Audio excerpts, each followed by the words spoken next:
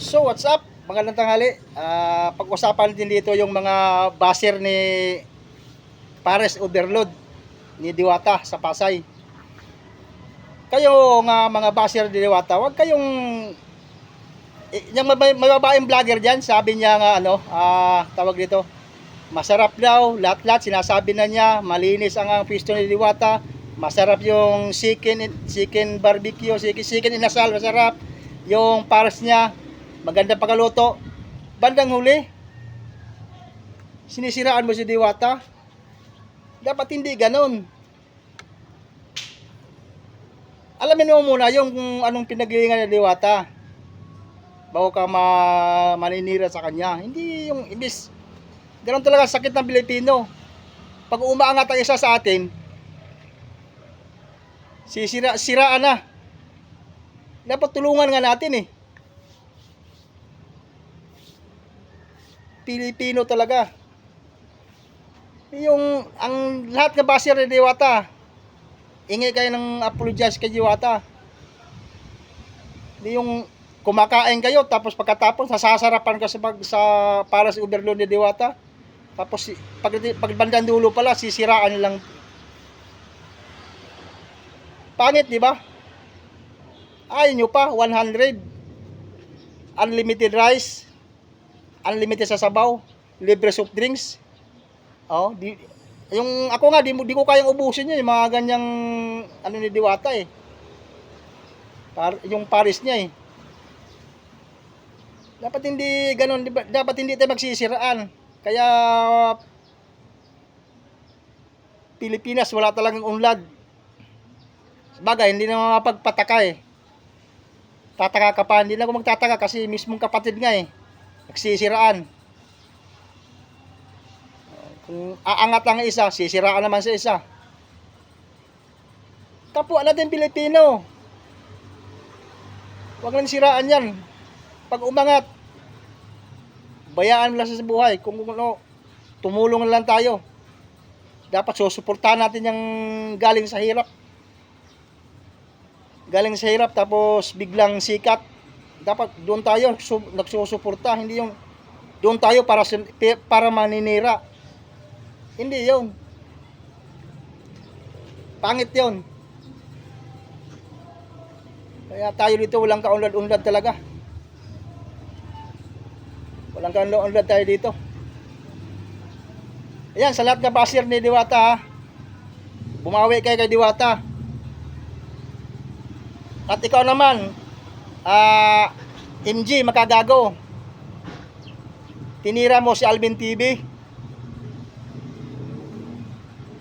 Dapat hayaan mo lang si Alvin TV. Kasi juwa pala ni Diwata yan si Alvin TV. Huwag mo siyang tirahin. Malay mo. O kung may kahati yan si Diwata sa vlog ni Alvin TV. Nasa usapan nila yun eh. Tapos agad papasok agad sa eksena ni Alvin TV. Wag. Ikaw, MG Makagago. Boss MG. Mataas ka na eh.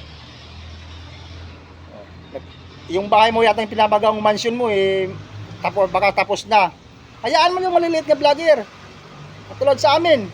Yung maliliit na vlogger, hayaan mo lang yung sirain. Paggawa ng content, alam mo, MG, mahirap yan eh. Tapos ngayon, tirahin mo lang si Alvin.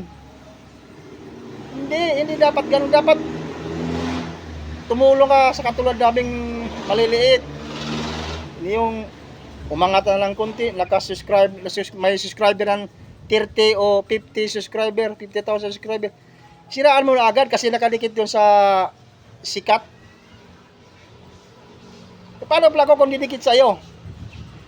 Hindi mo ako palapitin sa'yo. Oh, hindi ka tunay nga vlogger, MG, kung ganun ka. Dapat mga vlogger, walang siraan. Magtutulungan tayo dito.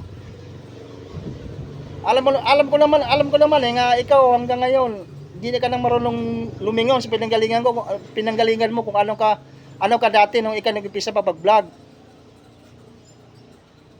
Yan. Mga basir ni Diwata. Bumawi kayo kay Diwata. Huwag yung siraan ng tao. Alamin nyo muna, nakikita nyo naman sa istorya ni Diwata sa buhay niya Nakulong.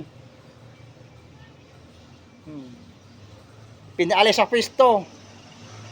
Hinuhuli. May warrant to arrest. Hinuhuli ng Pasay. Nagpiyansa. Di ginatasan siya ng Pasay. Talaga Pilipino. Kunting angat lang. Pasukan agad ng mga demonyong wala sa basta lang magkapiras lang, okay lang. Ako, sa totoo lang, pag ako umangat, hindi na ako marunong na kung tumingin siya kung saan ko gagaling. Hindi yung siraan ka ng siraan, maninira ka maninira. Wag, para ka lang mag-abuse, manira ka, para ka lang mag-abuse. Wala yun. Idaan nyo sa magandang paraan ang views nyo. Kung isip kayo ng content para magkaka-views kayo.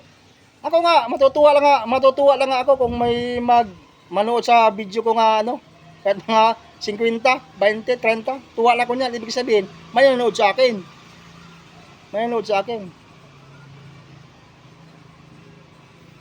Ayan. Salamat lang sa inyo yung naninira kay mga basher ni Diwata. Bumawi kayo. At Boss MG Makagago. Yun, tandaan mo, wag kang manira ng tao nga di mo alam yung anong istorya ng dalawa ni Diwata at saka ni Alvin TV. Ayan, thank you. Bye-bye.